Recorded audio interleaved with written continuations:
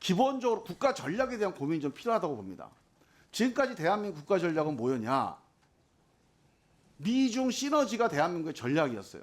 지금 보통 60년부터 지금까지 한 60여 년간 대한민국이 발전을 했는데 전 30년은 미국, 그 미국의 자본과 기술을 가지고 한미동맹에 기반해서 한국이 발전한 거죠. 후 30년은 미국, 중국의 협력하에서 발전을 했는데 전 세계에 이런 특혜를 입은 나라가 없어요. 지경학적으로 가장 행복했던 나라입니다. 대한민국이. 그래서 대한민국의 탑 티어가 된 거죠. 네. 그런데 미국, 중국이 사이가 좋을 때는 이게 지경학적으로 엄청난 특혜인데 미국, 중국이 지금 싸우잖아요. 그러면 대한민국이 재앙이에요. 전 세계에서 가장 어려운 처지에 빠지게 됩니다. 양자택일을 해야 되잖아요. 양자택일을 할 수 없잖아요. 그래서 지금 상황이 국가 전략적인 큰 쟁점을 안고 있는데 어차피 이번에 트럼프 폭탄을 맞은 김에 여기에 대한 대응에 그치지 말고 이 전략의 재구성을 한번 해야 된다고 봐요, 저는. 뭐냐? 지금 미국의 자본과 기술, 또 뭐 고급 상품에 대한 시장, 이 역할을 미국이 이제 의미가, 미국이 견제하잖아요, 지금 대한민국을. 중국이 우리가 중간재 공급하는 시장이었어요. 공장이었어요. 그 역할을 안 하잖아요, 이제. 미국은 견제하고 중국은 추월해버렸어요. 그래서 미중 시너지가 없습니다, 이제. 그러면 우리는 어떻게 갈 거냐? 이 전략이 있어야 돼요. 우리 산자부 장관님 전략이 있어요? 전적으로 공감하는 문제고요. 저희가 아까도 말씀드렸지만 저희 이번 태풍을 지나가고 나면 사실 우리 산업의 본원적인 그 산업 경쟁력을 어떻게 끌고 나갈 것인가 하는 것이. 저는 나는 윤석열 정부에 대해서 정말로 내가 원망스러운 게 지금 이런 변화가 지난 2, 3년 동안 엄청나게 세계적으로 진행이 되고 있어요. 작년에 대한민국 주력 산업 6개가 다 망가졌잖아요. 근데 그 와중에 반국가 세력 타령이나 하고 이런 경제 안보에 대해서 아무런 대책도 안 내놓고 이 대책은요, 미국, 중국 중에 미국 선택한다. 이게 대책이 아닙니다. 미국, 중국과의 협력은 최선을 다해서 해야 되겠지만 미국, 중국 말고 지금 우리가 미국, 중국 말고 하라고 그러면 되게 아시아 얘기를 해요. 근데 이거를 우리 문재인 정부 때도 신남방 정책을 얘기했는데 이런 원오브 시장이 아니에요. 그러니까 미국, 중국을 대체할 수 있는 글로벌 전략으로서의 아시아, 이 전략이 있어야 됩니다. 지금 인도, 알타시아라는 말 들어보셨죠? 네. 인도와 인도네시아, 아세안 다 합쳐서 14개국이 중국보다 인구가 큽니다. 시장이 커요. 공장도 크고 인력도 많아요. 그럼 이 알타시아, 아시아 시장을 또 아시아 경제 공동체를 새로운 국가 전략으로 글로벌 전략으로 우리가 돌파하겠다, 개척하겠다.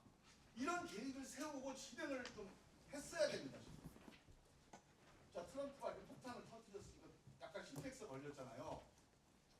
자, 요 단기 대책 말고 근본적인 중장기 대책 차원에서 이 아시아 파트너십을 획기적으로 강화하는 전략을 지금 빨리 수립을 해야 됩니다.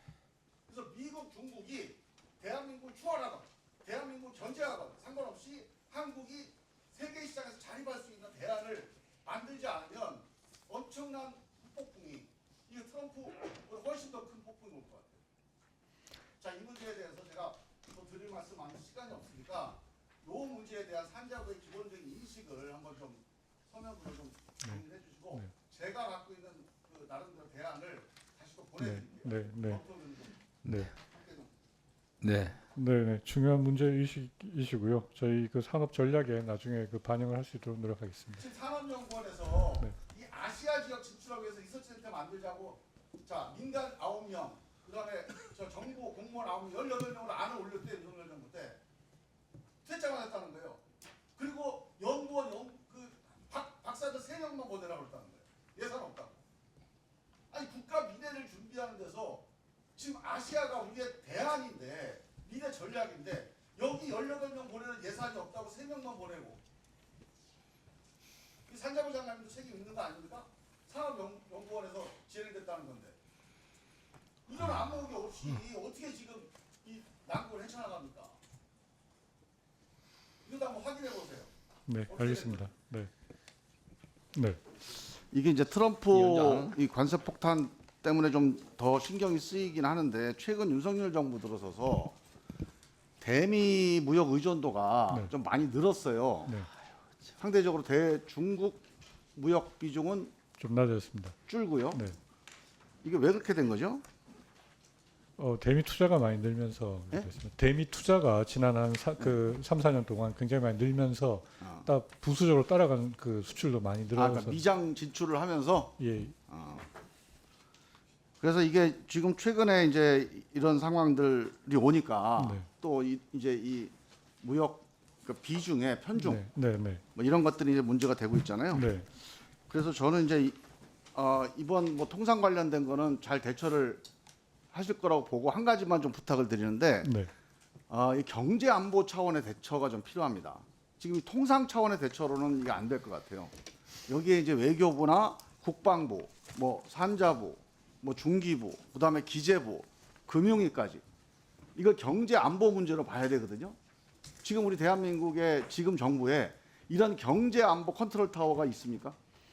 네, 지금 그 대통령실의 안보실에 지금 경제안보 차장 자리가 이번에 신설이 돼 있고요. 이번 네. 정부 들어서 지금 그 경제안보 차장이 3차장이 그게 임명이 되어 있습니다. 그 안보실에 그 경제 안보 차장이 이거를 전체적으로 총괄을 할 수 있나요?